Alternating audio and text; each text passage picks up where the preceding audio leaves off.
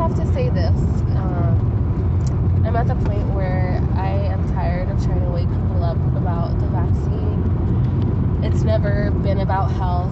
It'll never be about health to the pharmaceutical companies, to the government.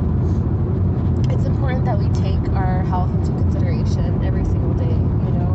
Be mindful of what we're eating, what we're drinking, you know, our physical exercise, all that stuff, meditation, like all of that is where we need to focus our time and energy on. If this was about health, they would have helped us a long time ago.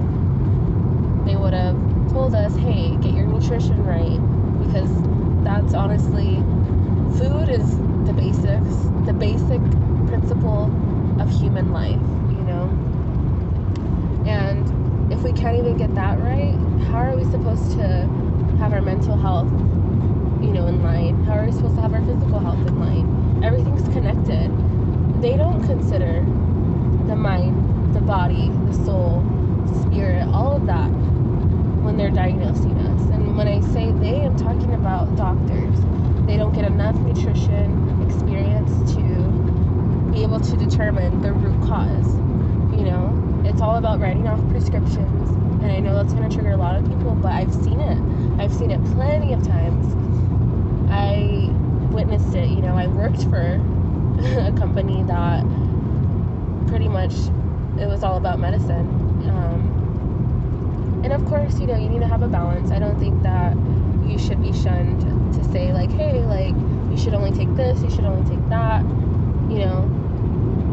I think that it's there for a reason. It's there to help. However, once we become dependent on this, once we become reliant on this type of medication to heal us, we're a customer for life. You know, I personally was on medication for 9 years. I was on an antidepressant called escitalopram, and it helped in a lot of different ways.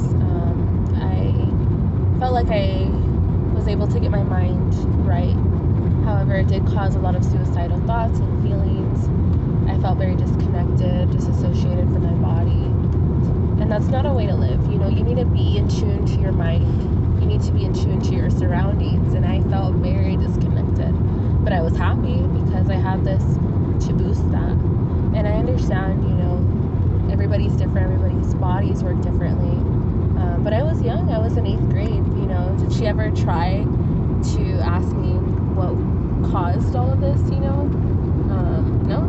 And unfortunately, I wasn't able to say no because I didn't know any better. You know, I never was taught this in school.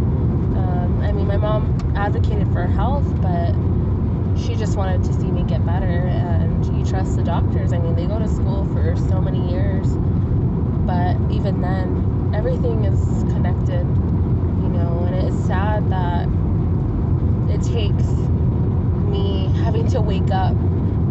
Literally in 2015, I woke up and I realized this isn't the life that I want to live. I don't want to be, you know, tied down to a drug for the rest of my life. Like, I can be in control of my mental health, but that takes going within. That takes, you know, going through that shadow work, because no one else is going to save you. No one else is going to make that choice but you.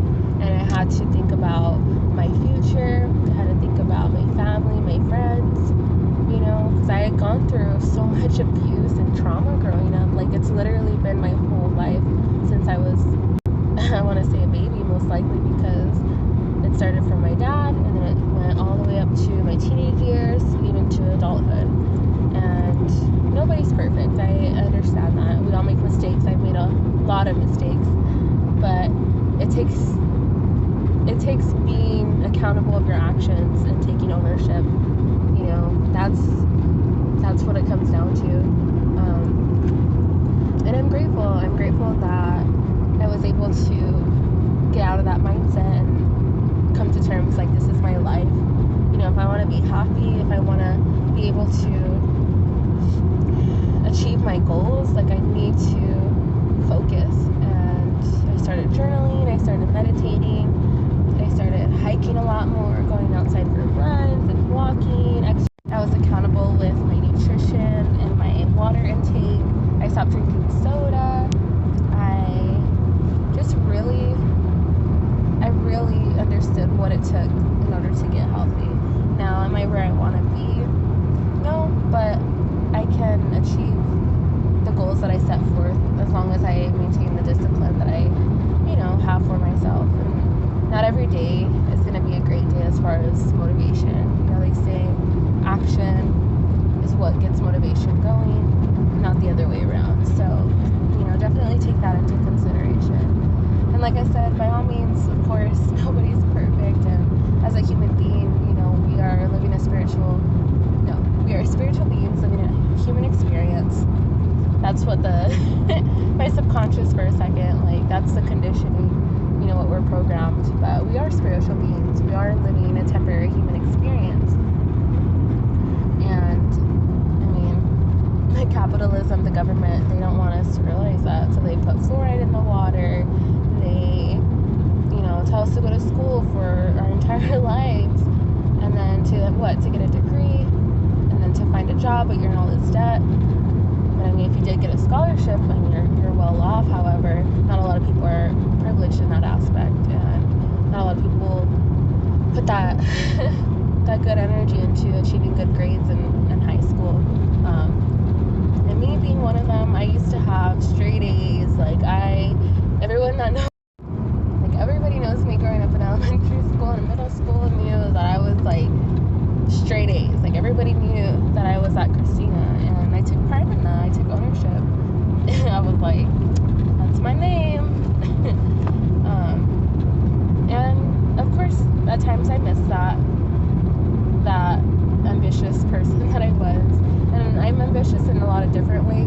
I see the world in a different way than I used to when I went through my spiritual awakening. And that's okay too, Not everybody is on the same path, same journey. We all have different lives. Social media makes it so much easier to compare ourselves and to think that our lives aren't where we're supposed to be. But if you just shut it off for a day, a week, a month, you realize it's just so much more calmer. It's so much more peaceful. You're not surrounded by all these comparisons with people you haven't even seen in 10 plus years. I'm gonna give you the time and energy when I haven't even seen you in person.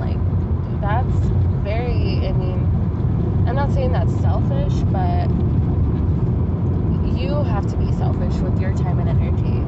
Because if people aren't giving you the time of day to actually spend time with you and to go out and to catch up, why are you gonna watch their stuff? Why are you gonna interact with them on a platform that you can't even see their body language or eye contact or anything? That's so artificial and not fake, but it's kind of fake, and it's sad that as a society we've come to this as a way of communication. I wish things were a lot different, but we can only do so much, and we gotta keep moving forward.